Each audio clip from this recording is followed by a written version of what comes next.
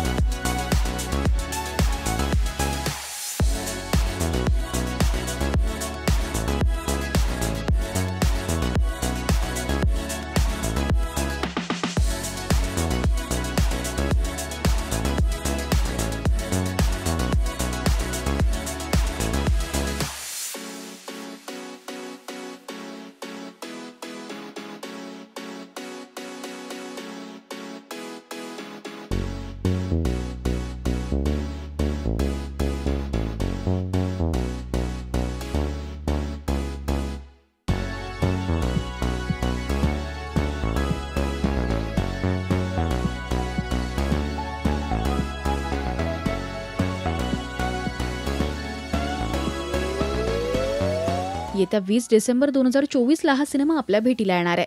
प्रथमेशच्या कामाबद्दल बोलायचं झालं तर बालक पालक, उर्फी, टकाटक, डिलिव्हरी बॉय यासारख्या अनेक सिनेमांमधून तो आपल्या भेटीला आलाय. याच सोबत तो हिंदी वेबसिरीज मध्ये सुद्धा झळकतोय. एका मध्यमवर्गीय फॅमिलीमधून आलेला मुलगा सुपरस्टार झालाय.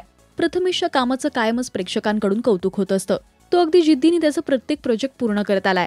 तुम्हाला प्रथमेशचा अभिनय आवडतो का आणि त्याच्या नव्या सिनेमासाठी तुम्ही उत्सुक आहात काय, हे मला कमेंट्स मधून नक्की सांगा.